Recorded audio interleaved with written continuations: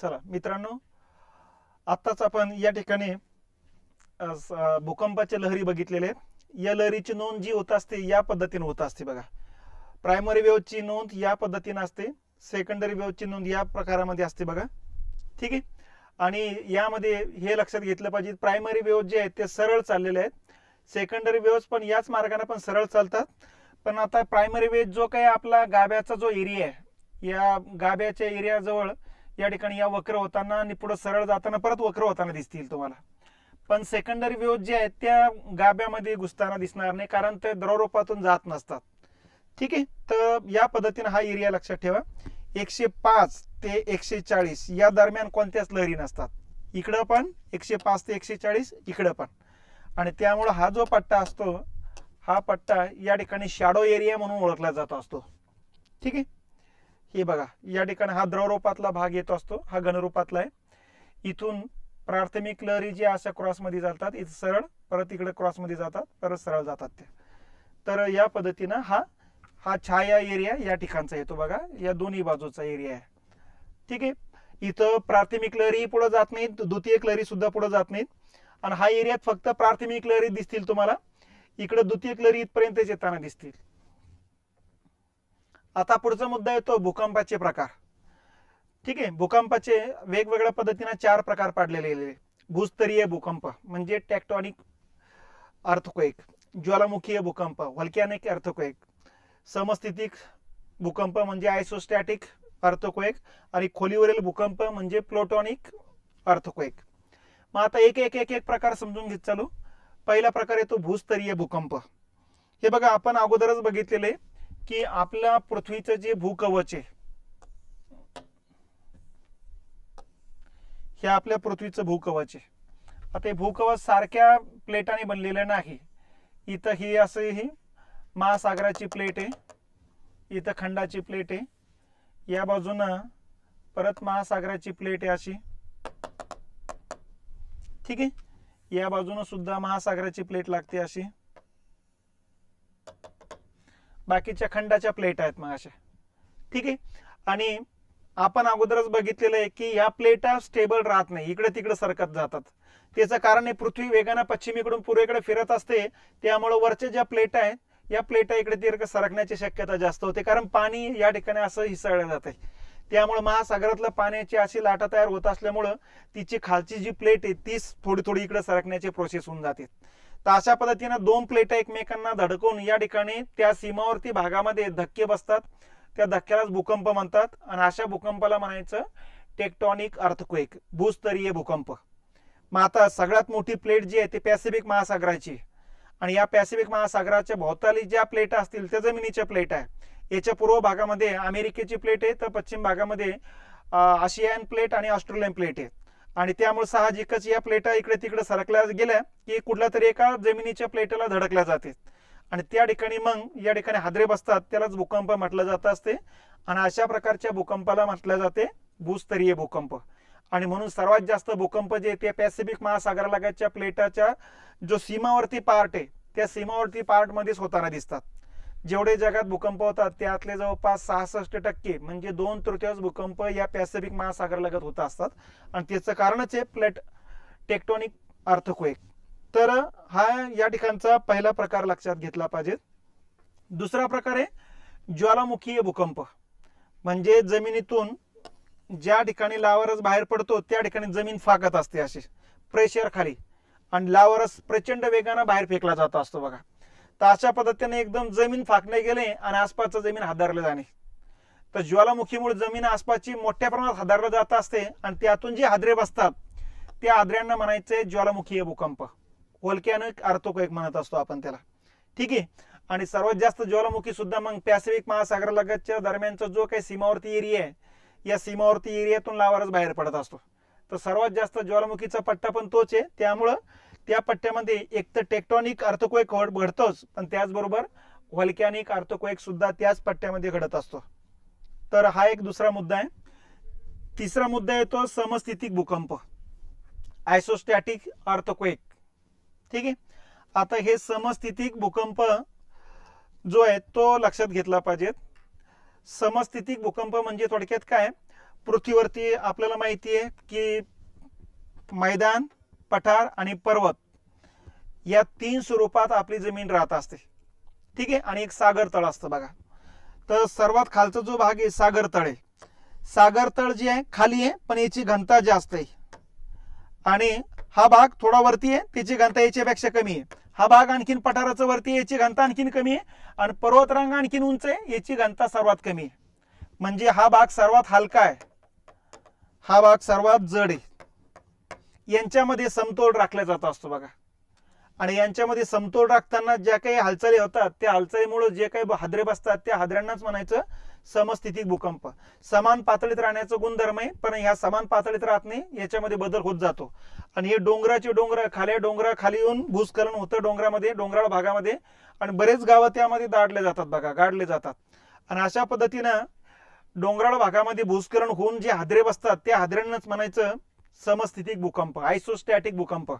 म्हणजे हिमालयन डोंगररांगेमध्ये जे काही भूकंपाचे हादरे बसतात त्याचं प्रमुख कारणच आहे आयसोस्टॅटिक भूकंप आहे. त्या ठिकाणी समतोलपणा राखला जात नाही. हिमालयाची उंची वाढताना कधी हिमालयन डोंगररांगा खाली कोलॅप्स होऊ शकतो की गॅरंटी घेता येत नसते बघा.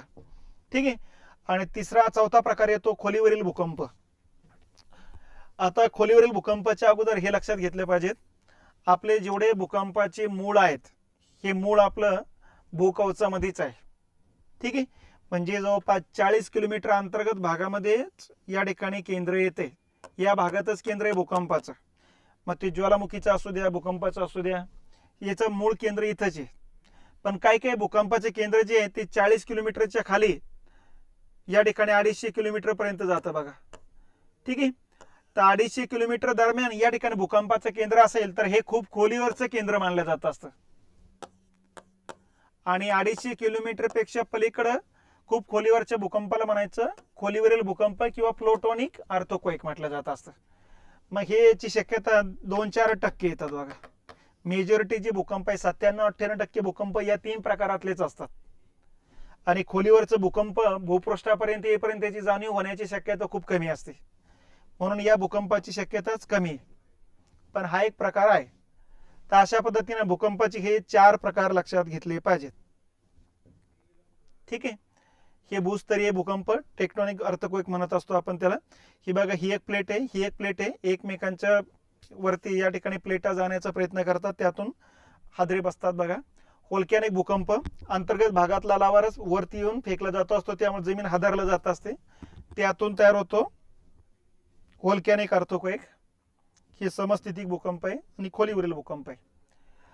आता पुढचा मुद्दा येतो भूकंपाचे काय काय परिणाम होतात.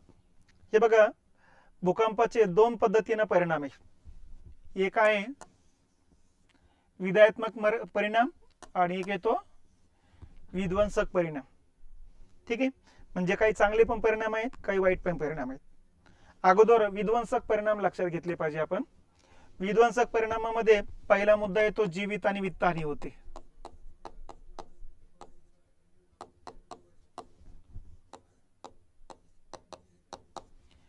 ठीक आहे.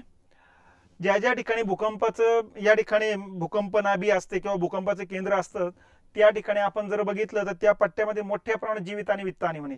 कारण या ज्या भूपृष्ठ लहरी असतात ह्या क्षितिज समांतर चालतात, त्यामुळे वरती येताना या ठिकाणी घनता कमी होते वरच्या भागाची, आणि वरच्या भागाची ताकद त्या तुलनेत जास्त होऊन जाते, त्यामुळे जमीन एकदम अशी हादरली जाते बघा. त्यामुळे जमिनीवरची झाडं असू द्या, घरं असू द्या, एकदम कोलॅप्स होऊन जातात आणि घरामध्ये बरेच लोक असतात ते मरण पावतात. त्यामुळे जीवितहानी पण होते आणि या ठिकाणी मोठ्या प्रमाणात तिथले वित्तहानी पण होत असते. ठीक आहे. घर बांधण्यासाठीचा खर्च वगैरे नव्याने होऊन जाते. तर हा सगळ्यात पहिला परिणाम लक्षात घेतला पाहिजे, जीवित आणि वित्तहानी होते. नंबर 1. नंबर 2 चा परिणाम आहे की तापमान वाढते, कारण जमिनीतून गरम हवा बाहेर पडल्या जात असते बघा, आणि त्यामुळे आसपासच्या भागातल्या तापमानामध्ये 1-2 डिग्रीना वाढ होऊन जात असते. ठीक आहे. नंबर 3 आहे रस्ते किंवा रेल्वे ट्रॅक उद्ध्वस्त होत असते बघा, कारण अचानकच जमीन अशी हादरला गेल्यामुळे रस्ते कोलॅप्स होऊन जात असतात. ठीक आहे. आणि रेल्वे ट्रॅक तुटले जात असतात बघा. तर ही वाहतूक व्यवस्था एकदम विस्कळीत होऊन जात असते. हा एक परिणाम लक्षात घेतला पाहिजे. त्याच्यानंतर या ठिकाणी आणखीन एक परिणाम जर बघितला आपण तर आता बाकीचे सकारात्मक परिणामामध्ये आपण गणला जाऊ शकतो. तर हे नकारात्मक परिणामामध्ये येतात. सकारात्मक परिणामामध्ये काय काय येते, तर पहिला आहे मृदा निर्मिती होते. म्हणजे या ठिकाणी एकदम जमीन हादरल्या गेल्यामुळं जो काही खडक आहे त्या खडकाला तुकडे पडतात आणि त्यातून बारीक तुकड्यांची निर्मिती होऊन मृदा निर्मिती होत असते. हा पहिला परिणाम आहे. त्यानंतर भूजल पातळीत बदल होतात बघा, भूजल पातळी वाढते. तर हा एक परिणाम या ठिकाणी दिसायला लागतो बघा. कोरड्या विहिरींना पाणी लागत असते बघा.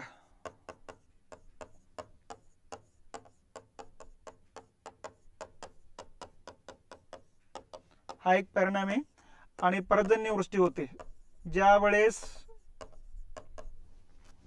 त्या ठिकाणी भूकंप होतो त्याच वेळेस गरम वाफा बाहेर पडल्या असतात आणि त्या वाफावरती जाऊन त्याच्या ढगात रूपांतर होतं आणि त्याच ठिकाणी पाऊस कोसळतो.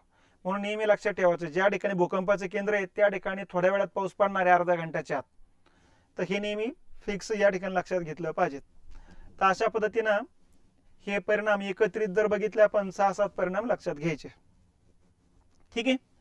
त्याच्यानंतर आहे भूकंपाचे प्रदेश. हा शेवटचा मुद्दा येतो. आता भूकंपाचे 4 ते 5 प्रदेश लक्षात ठेवा. पहिले 4च प्रदेश लक्षात घ्यायचे. सगळ्यात प्रशांत महासागरालगत किनारपट्टीचा भाग आहे. हा सगळ्यात मोठा आहे. जगात जेवढे भूकंप होतात तेवढे 60 ते 65 किंवा 66% भूकंप या पट्ट्यात आहे. 2/3 भूकंप या पट्ट्यात घडतात बघा. ठीक आहे. आल्प्स आणि हिमालयन पट्ट्यामध्ये जेवढे भूकंप होतात त्यातले 20 ते 21% भूकंप या पट्ट्यात आहे बघा. मध्य अटलांटिक क्षेत्रामध्ये सुद्धा जवळपास 9 ते 10% भूकंप असतात आणि 3 ते 4% भूकंप जे असतात पूर्व आफ्रिकेतील क्षेत्रामध्ये असतात. तर ही उतरत्या क्रमाने आहे. मग यामध्ये पहिला जो भाग येतो पॅसिफिक महासागरालगतचा प्रदेश हा येतो असतो बघा. ठीक आहे. मग यामध्ये हा पॅसिफिक महासागरालगतचा एरिया आहे. हा रशियाचा पार्ट आहे. हा जपान लागत असतो. इथे फिलिपाईन्स लागत असतो. पापुआ न्यूगिनीचा भाग लागत असतो. ठीक आहे. फिजी बेटं लागत असतात. इकडं न्यूझीलंडची बेटं लागत असतात. या पट्ट्यात भूकंप असतात. आणि इकडचं जर बघितलं अलास्का, ब्रिटिश कोलंबिया, कॅनडा, त्याच्यानंतर कॅलिफोर्निया, पनामाचा भाग, इथं पेरू, चिलीचा पार्ट आणि इकडं खाली मग हा बाकीचा भाग लागत असतो. तर या पार्टमध्ये सगळ्यात जास्त भूकंप घडतात. याला म्हणायचं पॅसिफिक महासागरालगतचा एरिया. तर ही एक स्वतंत्र प्लेट आहे. कारण अलीकडचा जेवढा भाग दिसतो नकाशा आपल्याला जगाचा त्याचा तेवढाच भाग पलीकडून आहे आणि तो पलीकडचा पूर्ण भाग पॅसिफिक महासागर आहे. म्हणजे पॅसिफिक महासागर इथून जी सुरुवात होतो पलीकडचा पूर्ण एरिया आणि इथून इथपर्यंत येतो असतो बघा. तर जगाच्या 1/3 एरिया एकटे पॅसिफिक महासागराने व्यापलेला आहे आणि 1/3 एरियामध्ये जगातले 7 खंड 1/3 आहे. कारण जगाचे 29% भाग खंडाने व्यापला गेलेला आहे. तर अशा पद्धतीनं सगळ्यात जास्त भूकंपाचा याच्या केंद्रालगतचा पॅसिफिक महासागरालगतचा एरिया येतो असतो बघा. 2 नंबरचा मोठा पट्टा येतो असतो आल्प्स हिमालयन पट्टा. म्हणजे युरोप खंडामध्ये इथं आल्प्स डोंगररांग आहे, इथं कॉकेसिस पर्वत आहे आणि इथं हिमालयन डोंगररांग आहे. या पट्ट्यामध्ये कारण या वळीच्या डोंगररांग आहे, 2 प्लेटांना जॉईन करणारा पट्टा आहे आणि या पट्ट्यामध्ये जवळपास 20 ते 21% भूकंपाची शक्यता या ठिकाणी असते. जगात जेवढे भूकंप होतात त्यातले 20 ते 21% 1/5 जे भूकंप या एरियामध्ये. नंबर 3चा एरिया येतो मध्य अटलांटिक एरिया. म्हणजे अटलांटिक महासागरामध्ये एस आकारासारखा असं मधल्या भागामध्ये अटलांटिकच्या मधल्या भागामध्ये ज्वालामुखी बाहेर पडून इथं असं एस आकारासारखा पर्वतरांगा निर्माण झालेला आहे.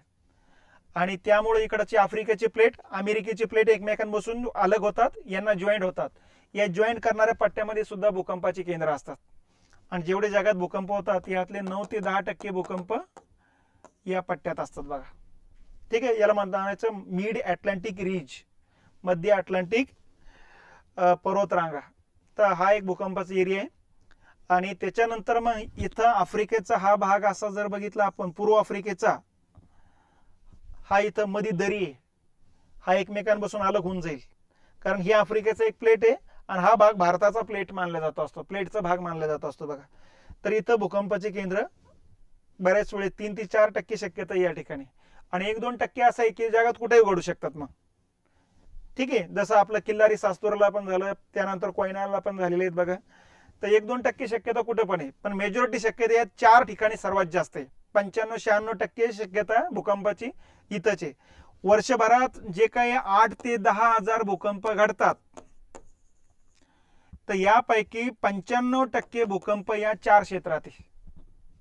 ठीक आहे. पॅसिफिक महासागरालगतचा एरिया, आल्प्स आणि म्हणजे युरोपचा आणि आशिया खंडाचा, आशियाचा हिमालयाचा भाग हा 2 नंबर, मध्य अटलांटिक 3 नंबर आणि पूर्व आफ्रिकन प्रदेश 4 नंबर. इथिओपिया वगैरे, इथिओपियन्स डोंगरांगाची एरिया आहे इथिओपिया नावाच्या देशामध्ये, हा एरिया येतो असतो बघा. तर ह्या 4%मध्येच भूकंपाची शक्यता 95%. उरल्या 2-3% कुठेही भूकंपच्या घटना घडू शकतात. तर अशा पद्धतीनं हे भूकंपाच्या घटनेचा हा मुद्दा लक्षात घेतला पाहिजे.